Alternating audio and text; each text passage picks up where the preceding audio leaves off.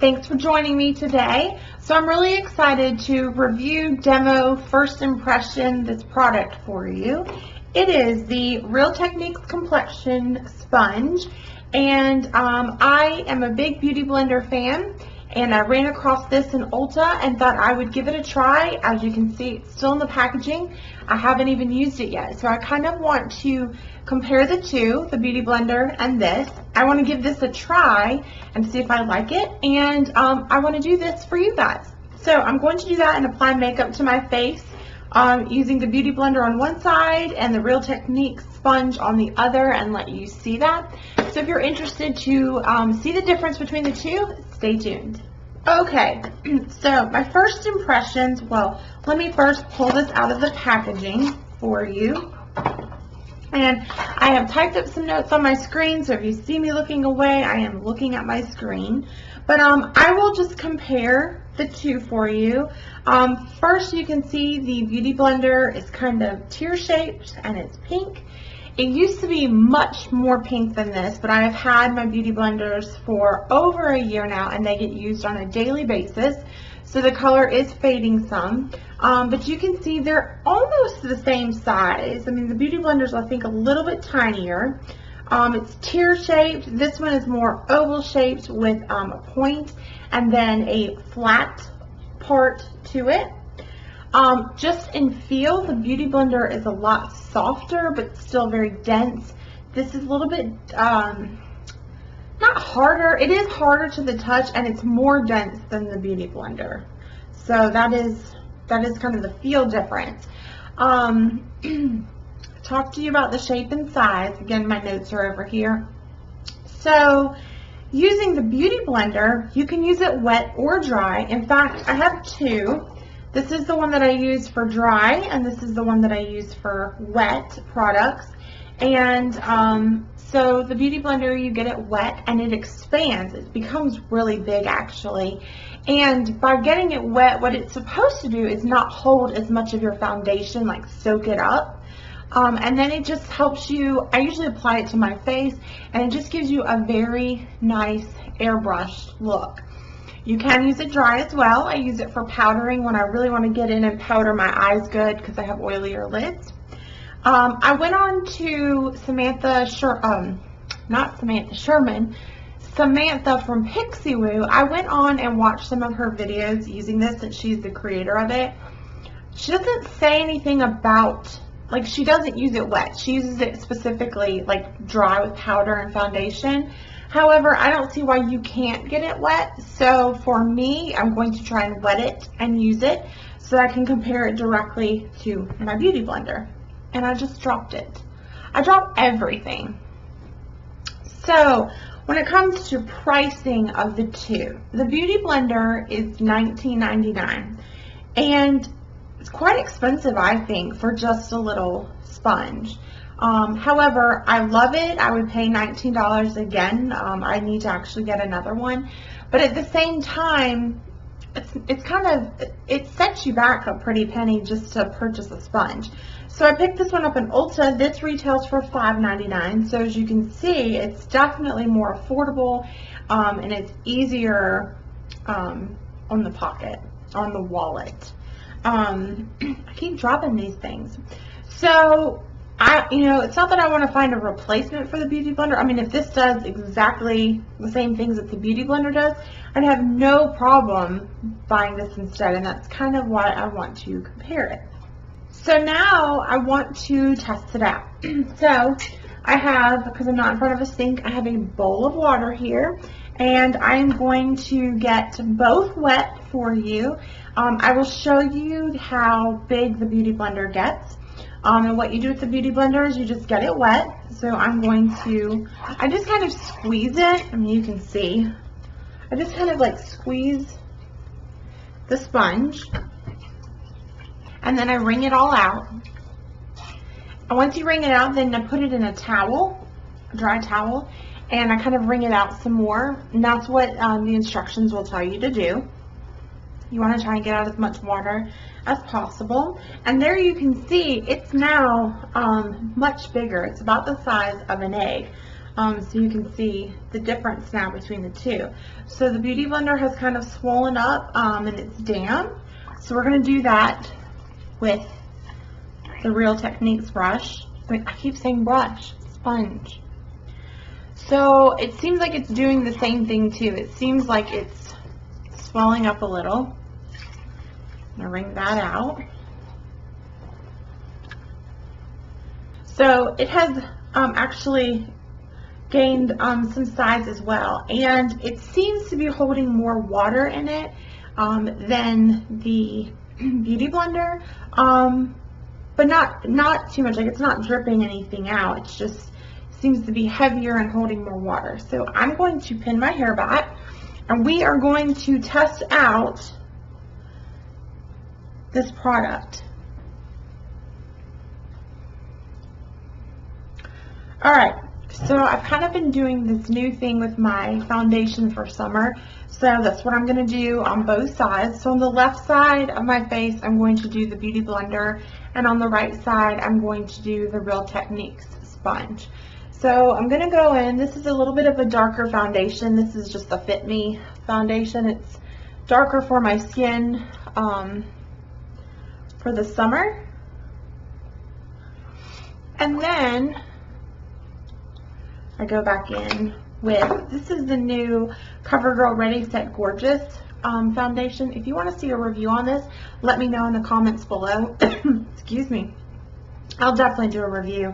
I'm liking this actually a lot. So, and I just add this a little bit on the face because the Fit Me is a little bit darker.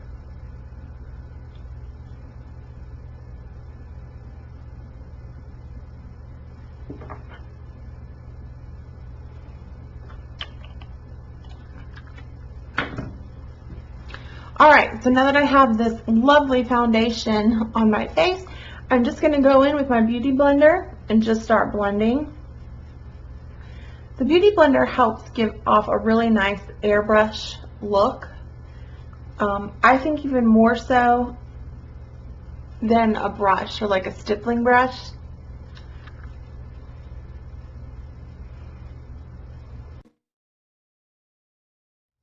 So as it always does, the Beauty Blender is flawlessly moving the products around my skin, helping distribute both of the foundations, and it's just a very even, nice coverage.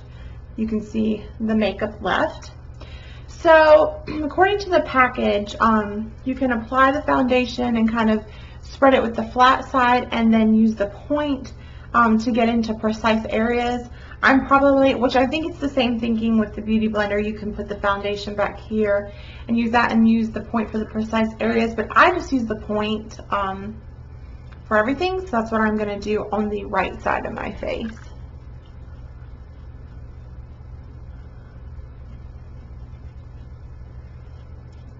So the first thing I notice, it is blending very nicely, but I'm having to kind of press a little bit harder, and it seems to be almost not removing the makeup, but it's not applying it as well to my skin. I don't know if that makes any sense at all. It almost seems more like it's soaking up into the sponge rather than sitting on my face. It's much lighter. There's a lighter application on the right side of my face versus the left side. This is giving me a more natural appearance, and I don't know if that's really what I always would want to go for. Not that I want to look like made up like a drag queen, but sometimes if I'm using a heavier foundation, I want the heavier versus the lighter coverage.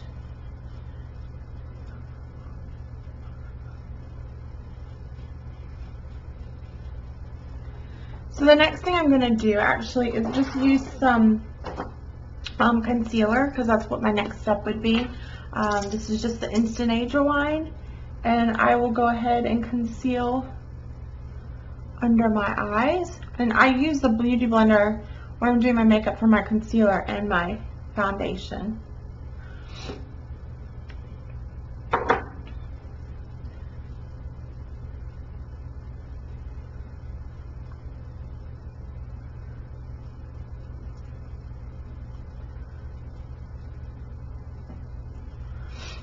and then back.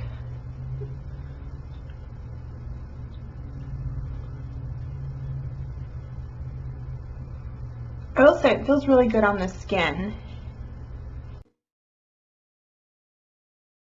This is a scary angle, huh? I just wanted to kind of zoom in so that you could see up close, which I don't have the greatest camera, so I don't know if you're going to really be able to see. But there's not really a whole lot of difference. So the right side of my face is where I did the Real Techniques, and left is the Beauty Blender. I think you are going to have a hard time seeing, but I can see just through my mirror on the right side, it is just a little bit of a lighter application than the left side, but all in all, I think it's a very good comparable product. Here are my Beauty Blender. For $5.99, it is a very comparable product to the Beauty Blender. It does blend very nicely. It's easy to apply. It feels very good on the skin, and I just tried it wet. I'm interested to see what it does dry, specifically since that's how Samantha Chapman uses the product. She uses it dry. So I probably need to do a follow-up to this video, doing it all dry, just to see how it works. But the Beauty Blender on the left-hand side did give me a little bit more coverage, and it didn't soak up as much as the product. But $5.99 versus $20, I think you have a very good product that could be a replacement for the Beauty Blender.